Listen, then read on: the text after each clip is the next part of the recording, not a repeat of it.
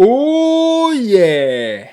Dorénavant, quand je vais porter cette casquette, vous allez savoir ce que ça va signifier. Pour ceux qui ne le savent pas, je viens aujourd'hui, le 26 juin, de commencer les live trading sur YouTube, public. Et tout là va être l'objet de cette vidéo. On va parler de pure trading, de day trading, d'intraday, tout ce qui nous intéresse, tout ce qu'on aime faire. Pourquoi? Parce que c'est dur. C'est le métier. Je dirais même l'un des plus compliqués au monde. Pour plusieurs raisons, ça l'est. Et dans cette vidéo, on va parler de technique. On va étudier un cas d'école où je me suis fait avoir à mon propre jeu, en plein live, en direct. Pour ceux qui ont été connectés, ont pu le voir. Et on va aller sur les graphes, étudier ça. Donc, je trade toujours le Nasdaq et pendant tout le début du live, j'ai call, ici, on va avoir un reverse, on va avoir un reverse, on va avoir un reverse.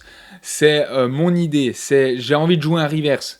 Finalement, on a eu un reverse, mais en one shot, en direct. Impossible de rentrer dedans.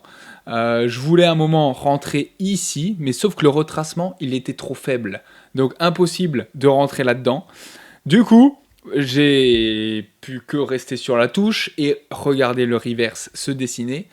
Maintenant, je savais qu'on allait taper les 600, voire même de base les 90. Voilà, les 87, 90. Ceux qui ont toujours été sur le live sauront pourquoi. Mais voilà, donc on a l'OPR, la 15 minutes, qui est les bandes blanches. Donc je savais qu'à un moment on allait le casser. Ça, c'était une certitude. Et du coup, une fois qu'on tape là-dessus, on recorrige toujours au sein de l'OPR, donc je reste toujours sur la touche. Et là, à partir de là, ça se voyait que ça voulait le casser, mais je suis pour autant pas rentré dedans directement. J'ai attendu la cassure plus un petit retracement. J'ai eu un point d'achat sur le RSI. Clairement, j'utilise le RSI. Voilà, tout le monde ne l'utilise pas. Je l'utilise d'une certaine manière où parfois il me donne des points bas. C'était de base un scalp que je voulais jouer. Donc aussi, je regarde les ticks. Donc j'avais un point d'achat en mode scalp sur plusieurs outils. Les ticks, le RSI, ça correspondait à ma vision de la séance. Donc je me suis dit, allez, ça se tente. Du coup, je l'ai pris là, mais je me suis fait avoir par une petite mèche. Enfin, je me suis fait avoir. J'ai pris un drawdown avec cette petite mèche. Comme de base, c'était un scalp, j'étais prêt à sortir. Hein, je l'ai call en live. Mais quand j'ai vu que c'est revenu à mon point d'entrée très rapidement, je l'ai gardé. Il tenait l'OPR. Il tenait le haut de l'OPR. Et on était toujours dans une tendance très haussière. Donc je me suis dit, ça se garde. Ça se garde. Et là, il explose. Il explose à la hausse. Et à ce moment-là, sur les micros, il tape les 99,50. Voire même, non, c'était les 99. Mais sur les mini, il y a toujours une différence entre mini et micro, parce qu'il n'y a pas la même liquidité sur les marchés. Donc voilà pourquoi ça fait qu'il y a toujours une différence. Minime, mais il y a une différence. Donc sur les mini, qui est le vrai marché, il est venu seulement à 96,75. Sur les micros, il est venu à 99. Bref, c'est la même chose. Pourquoi ? Parce que jamais je me serais attendu à une explosion comme ça. Elle est venue en one shot, l'explosion. Et j'avais call, je cherche les 90-91. J'avais une target, je l'ai expliqué en live. Donc je vous invite à suivre mes trading live tous les jours, dorénavant en public, lorsque je trade, où j'explique toute ma manière de trader, ma nouvelle manière de trader. Pourquoi ? Parce qu'il faut toujours se réinventer. Mon système Finevrest, il marche sur le moyen terme, long terme. Mais là, ça fait 6 mois qui sont passés et je suis toujours en drawdown avec mon système Finevrest. Du coup, je me suis dit, c'est pas normal. Enfin, si, en soi, c'est normal d'être en drawdown sur 6 mois. On peut avoir un semestre compliqué et sur le deuxième semestre, cartonner et rattraper toutes ses pertes et encore performer. Mais je me suis quand même dit, c'est pas possible pendant 6 mois, de perdre. Il faut développer une autre approche. Une autre approche où tu vas peut-être pas gagner tous les mois, parce que ça, évidemment, c'est impossible, mais où au bout de 6 mois, tu gagnes, quoi. Au bout de 6 mois, t'encaisses, voire même au bout d'un trimestre.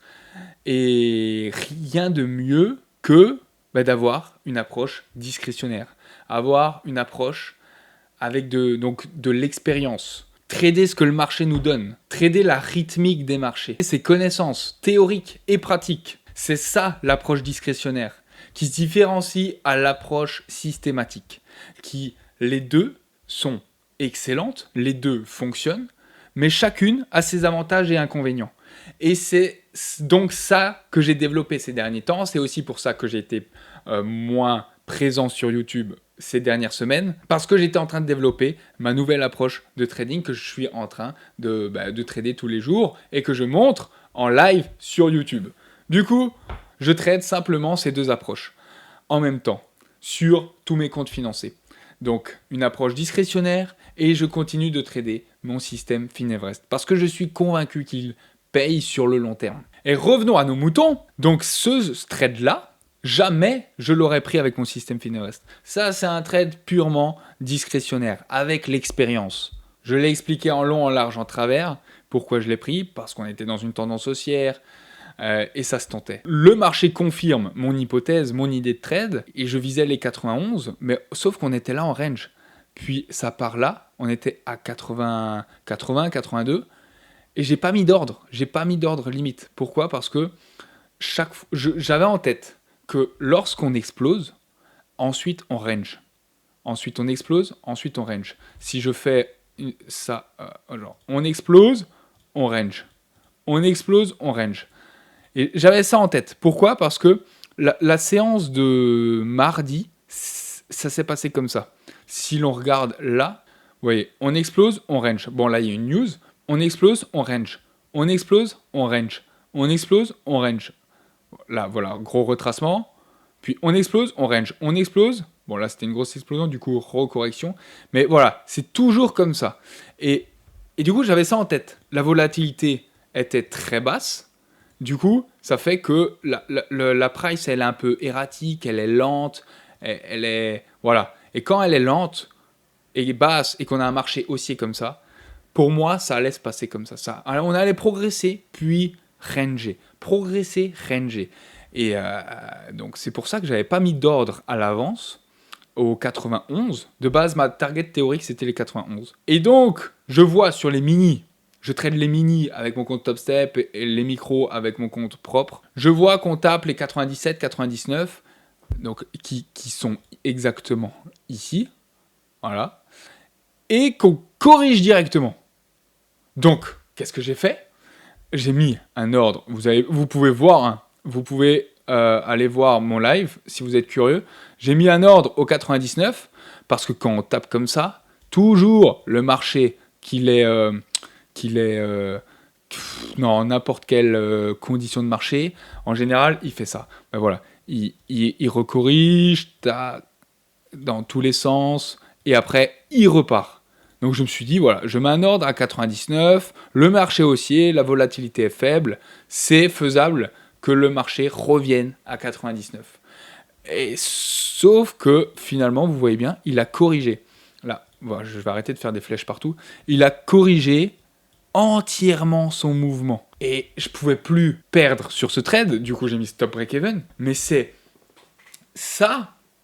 un cas d'école d'une mauvaise gestion. Parce que ce trade, c'était le trade du jour. Si vous avez loupé le reverse là, ce trade, c'était le trade du jour. Parce qu'il est parti en one shot. Il était évident. Donc voilà pourquoi, pour moi, c'était le trade du jour, mais jamais sur un trade comme ça, je devrais finir break-even. Pourquoi? Parce que j'ai encaissé l'équivalent de 25 points. Et donc, ça veut dire que j'ai reperdu 25 points en ma faveur, que j'ai laissé sur la table. Et en plus, en expliquant en live, j'explique que c'est de la cupidité qu'on sort pas, parce qu'on cherche toujours plus, et finalement, ça baisse, jusqu'à finir flat, et voire finir perdant. Et ça, c'est vraiment un dilemme. Hein. C'est vraiment une problématique que beaucoup de traders rencontrent. Donc voilà pourquoi j'en fais une vidéo. Et il n'y a pas de solution exacte à ça. Parce que le marché est en tendance haussière. Forte, très forte. Du coup, si vous le sortez là, vous pouvez être sûr que le marché, il va repartir. Il va repartir sans vous lorsque vous l'aurez sorti. Donc, je me suis dit, tant pis. J'ai loupé. Là, j'ai loupé ma sortie. Ça m'arrive très peu, en réalité, de louper ma sortie dans un mouvement comme ça. Parce que En général, c'est l'une de mes forces. Je cerne bien les ranges, la volatilité du marché. Je l'explique toujours en live comment je fais ça. Et donc, ça fait que j'ai des très bonnes targets. Parfois, bon, ok, je finis BE, mais ça veut dire, souvent, la plupart du temps, quand je finis BE, c'est que le marché n'a pas atteint ma target, mais qu'il a atteint un ratio, on va dire un R. Mais là, il a atteint ma target et il est venu me BE, ce qui est inacceptable. Donc, je saurai maintenant ce que je vais faire. Je vous donne mon tips que j'ai étudié, analysé, là, après ma séance de trading. Ce que je vais faire, personnellement, c'est que lors de ce contexte qu'on a, donc très faible volatilité, marché sur ses plus hauts historiques, marché lent, marché de choppy, marché avec une price erratique, je vais simplement mettre ma target en fait, mettre un ordre limite sur là où je veux encaisser, à l'avance. Comme ça, lorsqu'on a des explosions après une contraction de la volatilité, bam, je suis exécuté. Et je ne laisse plus la chance au marché de me retracer et de finir break-even. Voilà la solution de ce problème, de ce cas d'école que je vais adopter lors de mes prochaines séances de trading. Puis ensuite, bon, je me suis rattrapé, hein, je l'ai repris là. Et là, typiquement, ce trade, c'était un setup de mon système Finevrest. Donc bon, finalement, il paye quand même, hein, le système Finevrest. Mais c'est certains des setups qui ne fonctionnent pas. Mais ça, c'est le setup directionnel. J'ai déjà expliqué dans une de mes vidéos. Il touche les finlines, puis il repart. Avec confirmation antique d'un retournement, et ça part. Mais là, j'aimais pas parce que, vous voyez, regardez, hop, clac, pendant 13 minutes, il a rien fait. 13 minutes, et c'est long, 13 minutes, c'est très long. Et surtout qu'après, un trade où on se fait avoir par le marché comme ça, on a peur, ou même, enfin, ça donne beaucoup de frustration. Pourquoi ? Parce que le trade est passé et vous finissez BE, break-even. Donc, vous n'encaissez rien. Du coup, ça énerve, ça frustre. Quand ça énerve et ça frustre, ça mène à ce que les émotions prennent le dessus, ça mène au tilt, et lorsque vous tiltez, vous faites n'importe quoi. Là, par exemple, vous tiltez, oh le marché m'a BE, oh le marché réintègre l'OPR, vas-y je short, alors que le marché était complètement dans une tendance haussière. Puis ensuite, vous vous faites squeeze, donc vous êtes en drawdown, donc vous rachetez votre position, puis après, oh comme ça repart, vous rachetez ici au plus haut du range, puis pendant 10 minutes, lorsque vous avez acheté au plus haut du range, vous voyez que ça baisse, ça fait des nouveaux plus bas, constamment. Là, vous aurez pu être sûr que vous allez, comme ça fait un nouveau plus bas, vous allez sortir de votre long et donc sortir au plus bas, puis ensuite le marché repart. Enfin bref, vous allez faire n'importe quoi juste à cause d'un trade qui passe pas comme ça. Et ça fait que, ben voilà, en fait, une erreur par exemple de gestion peut mener à une catastrophe pour la suite de votre séance de trading. Ça, je le connais par cœur. J'ai fait toutes les erreurs possibles. Et à un moment, on apprend de ces erreurs. Peut-être ça met du temps parfois, mais au bout du compte, si vous persévérez, on arrive à apprendre de ces erreurs. Donc là, mentalement, comment j'étais, vous pouvez aussi le voir sur ma séance de live, j'ai pris le stop, je me suis dit, bon, ça fait chier, mais c'est pas grave, c'est le jeu, c'est pas grave, on va attendre une prochaine opportunité, s'il n'y a rien, c'est tant pis. J'aurais loupé simplement le... Enfin, j'aurais été dans le trade du jour, mais j'aurais pas réussi à l'encaisser. Je reste tranquille, patient, et du coup, honnêtement, j'étais pas frustré, j'étais une légère frustration, mais pas, ça ne s'est pas transformé en énervement. Du coup, j'étais tranquille. J'ai réussi à faire abstraction, c'était du passé. Maintenant, place au futur, place à la prochaine opportunité. Et j'étais clairement dans la zone. J'étais trop bien. Ce qui j'espère, m'arriverait plus souvent. Parce que ça, typiquement, c'est le genre de trade où tu tiltes après. Tu t'énerves, t'envoies tout, quoi. Et là, je suis pas peu fier de comment j'ai réussi à réagir et à réussir à reprendre ce trade et à refaire ma séance, quoi. Donc j'ai pu faire ma séance au calme, en étant serein et en reprenant une belle nouvelle opportunité. Bon, voilà pour cette vidéo. Vous voyez, donc le training, il y a plein de... Vous le savez très bien, plein de petites raisons qui font que avec le cumul, ça devient, enfin, c'est super dur de réussir à gagner. Et là, cette vidéo, ça parlait que de la gestion d'un trade, de comment je me suis fait avoir parce que le marché a réagi comme ça. Et j'ai encore pas parlé de toutes les autres erreurs possibles et inimaginables que chacun peut rencontrer. Donc c'est pour ça que j'ai trouvé intéressant de faire des lives et de montrer ma manière de trader, pour ensuite, pourquoi pas, reprendre et faire un débrief en vidéo et de partager des vraies problématiques que chacun peut rencontrer sur plusieurs domaines différents en trading. Sur ce, c'était tout pour moi pour cette vidéo. Je vous souhaite un très bon trading à tous. À très bientôt dans la prochaine vidéo, voire dans le prochain live. C'était Florian de Feeling Everest. Ciao, ciao, ciao! Yo, his name is Florian, he's the NASDAQ hustler. Every day he's grinding, making all them numbers cluster. He's a day trader, living life as a thrill seeker. Analyzing charts, he's the Wall Street sneaker. 9 to 5 ain't his game, it's the stock market flow. Tickers on his mind, watching those numbers grow. Buy low, sell high, that's the name of the game. Florian's in the zone, he ain't playing for fame. Florian's on